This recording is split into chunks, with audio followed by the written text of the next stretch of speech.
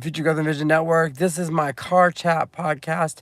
And the biggest thing I want to talk about today is small growth versus large growth. I'm going to do it in the context of personal first, and then after, I'm going to do it looking at cities and kind of the way that they grow. And the idea there's a battle between the two, because there really is. I think internally we have a battle of whether we should grow incrementally with small changes or do big sweeping changes. And there are people that say we should do both. There are people that are out there that are saying, experts in the field that are going to tell you should do it small incremental changes because it won't disrupt things. You can do it a little bit at a time. Or then there's incidents where it is a massive shift, a massive change all at once. And then that becomes a scary thing that we have to work through and figure out what that means. So let's look at both of those things, and then we'll look at it, like I said, in the context of cities. First things first, let's look at small changes.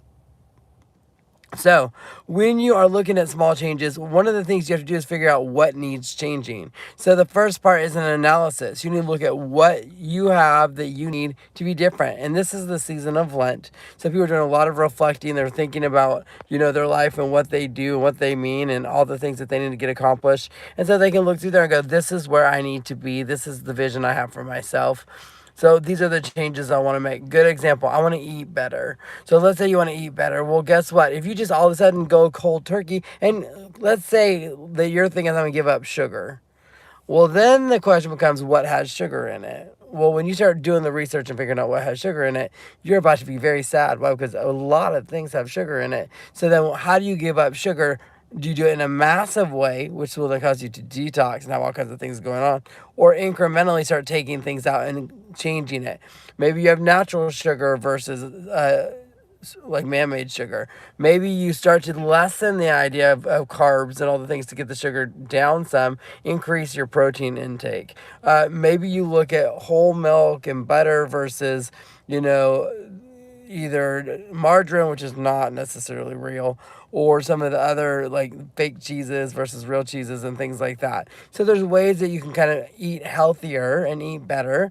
My rule of thumb has always been, if it comes from the earth, I can eat it. If it comes from a lab, I probably shouldn't. And there's times that I'm good at that and times that I'm not. I make mistakes and I fix it and then go to the next thing.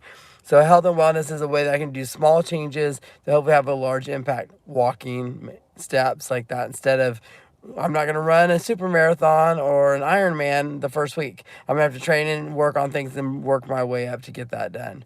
Sometimes it's a massive change and it's something that's involuntary. Good example, the pandemic was a good example. People didn't know they were going to be inside. All of a sudden they were. Or like 9/11, that we all thought that planes were just fine. All of a sudden after 9/11, they were used as a weapon. So we looked at that and thought, wait a minute, it changed our perspective in a massive way. It was quick. If you live in Oklahoma, tornadic weather, the more tornadoes is another one. We look at domestic issues, whether it is, the bombing here in Oklahoma City.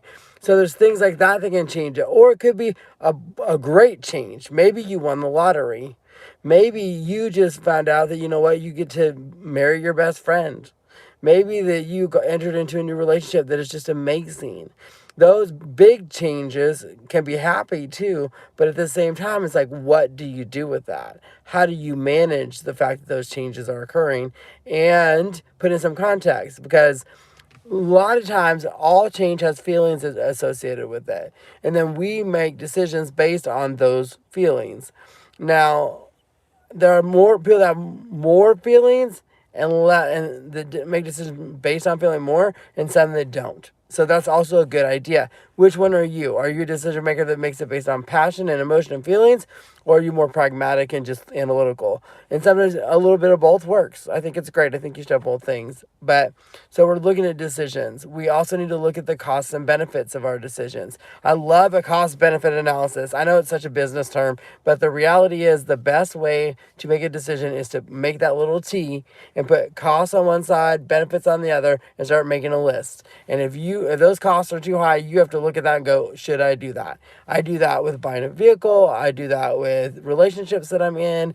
I do that with all different kinds of things. And if I look at those costs and those costs are too high, then I'm like, I have to say, does the few benefits outweigh the huge costs?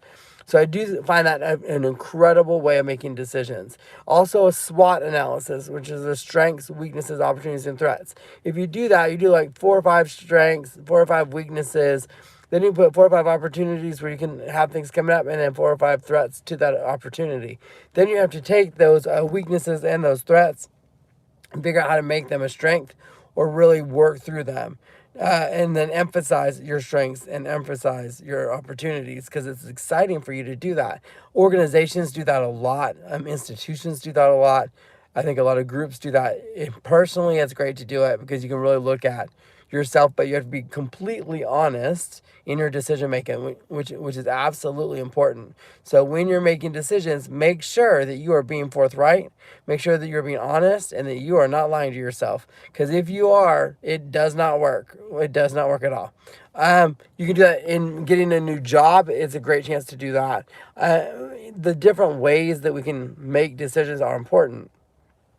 So then the question becomes, which kind of decisions do you make?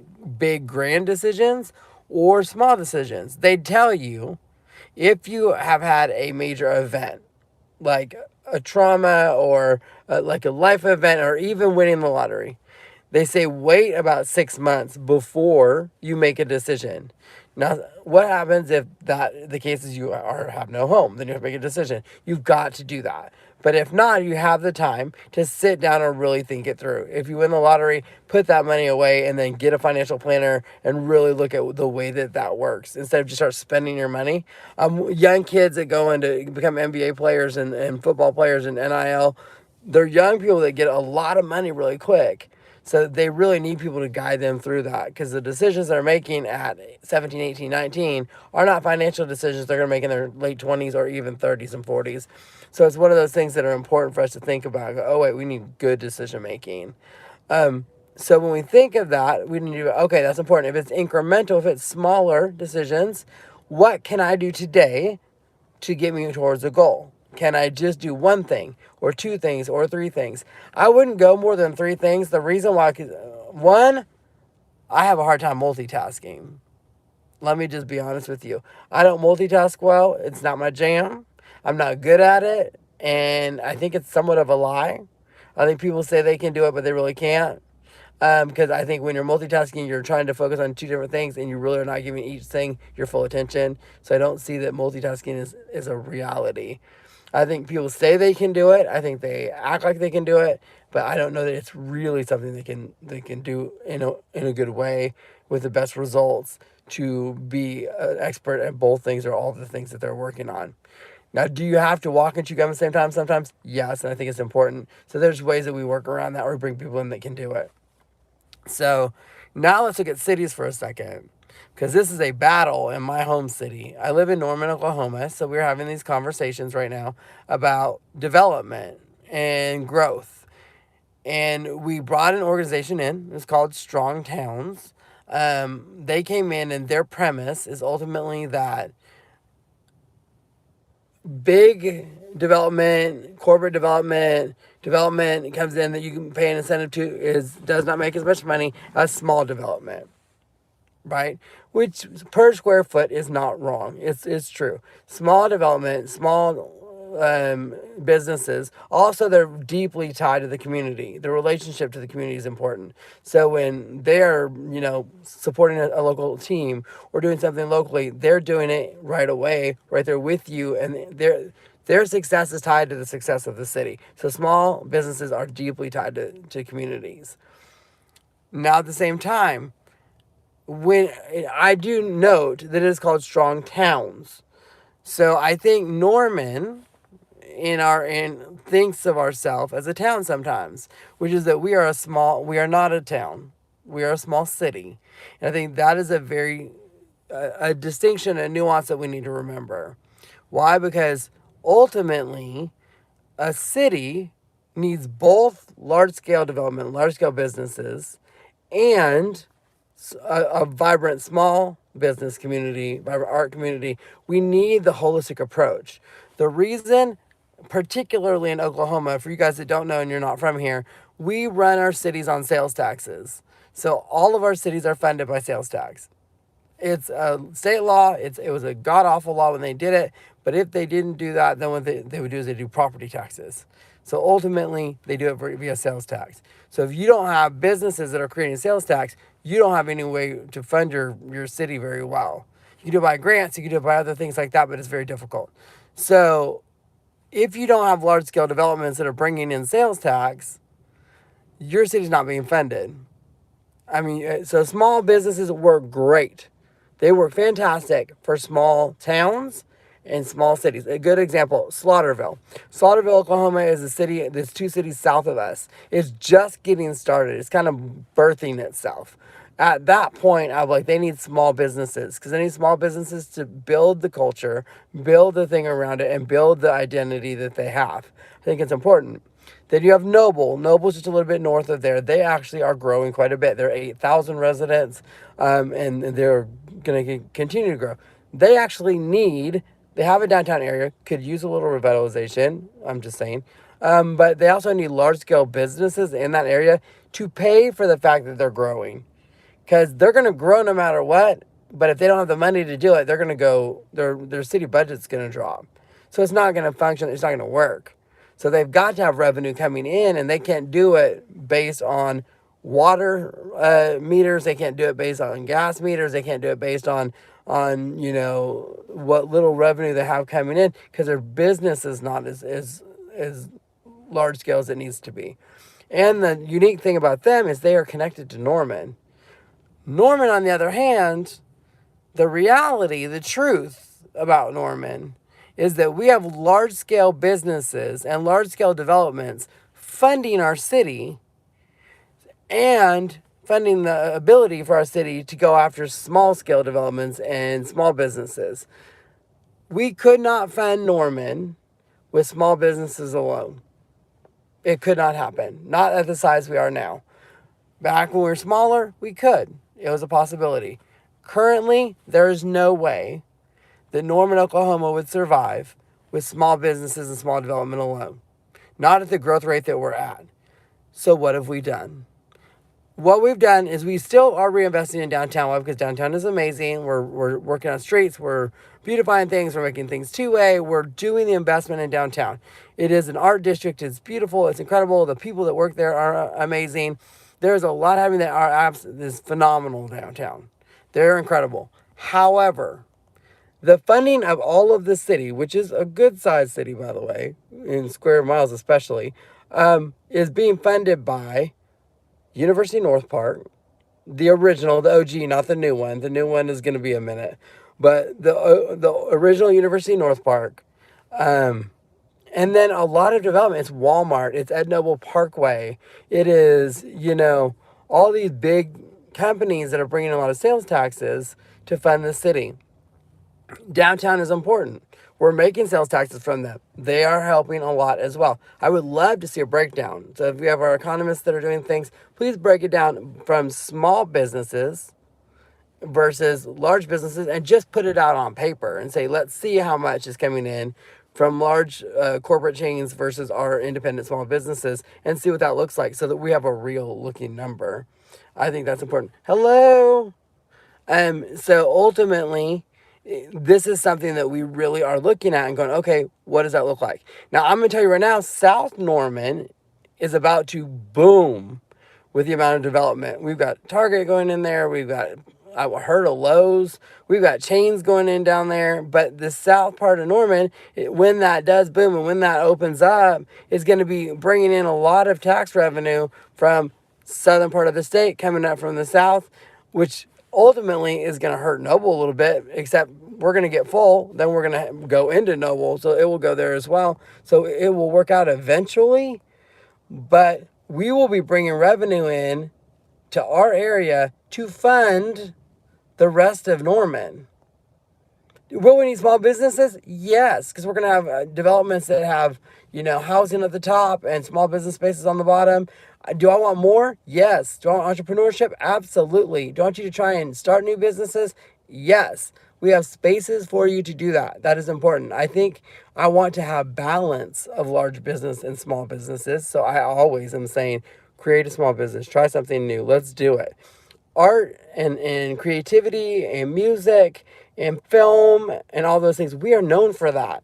We do not economically tap into it like we should. We don't.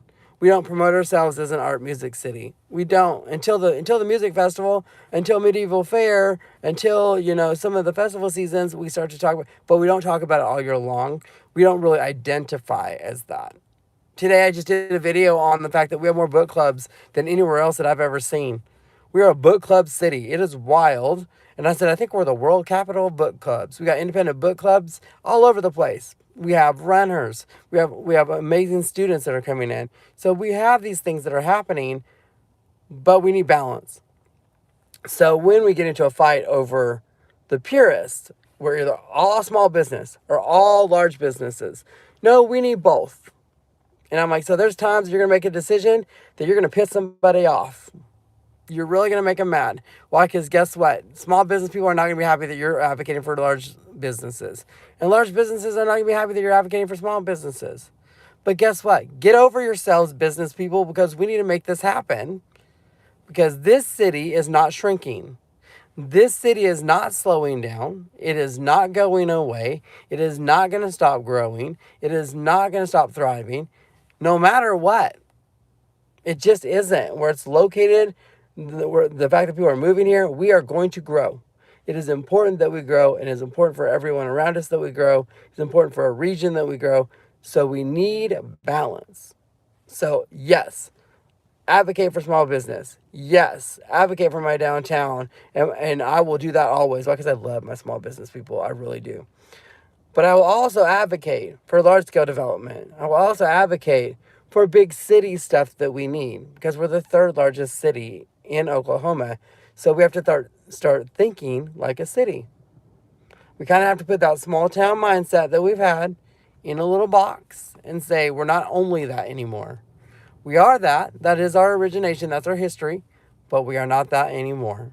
So we have to wake up and make decisions based on that. So the important thing today is this. When you make decisions, if they're small decisions, they can have a massive impact. If they're large decisions, they can have a massive impact. But ultimately, you have to make a decision. There's not a chance for you to sit on a fence. Because I tell my students I say no fence sitters, it's very uncomfortable. Right? I mean, no one wants to sit on a fence. There's no fun for that. So ultimately, pick a side. Which way are you going to make a decision? Because when you make a decision, you then have a consequence, you have a result, and you can find out whether you did a good job or a bad job. Reflect on it. Be thoughtful. Be educated. Ask questions. Listen. Create. Express yourself. Do the things that you need to do because you are the most important part of your decision making. Now, let me tell you a little bit more about my network real quick. My network has 12 different channels on it. They're varied subjects and all different things, whether it is travel or music or food or comedy or gardening or coffee or all Oklahoma wine culture channel. We have all these things available for you. All you got to do is watch. So go check that out. I have about, I think, 7 other podcasts. I do them every Tuesday and Thursday at 4 o'clock, sitting right here in the car.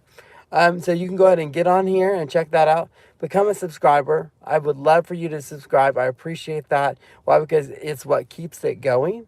And anything that you hear in here that you think someone needs to see, take it, share it. I'll make it available after I get done here. I'll make it public. You can take it, rewatch it, listen to it again. Put it in your car. Put it in your carpool car and visit back and forth. Argue, disagree. Find out whether you agree or disagree with me. I'm okay if you disagree. That's cool.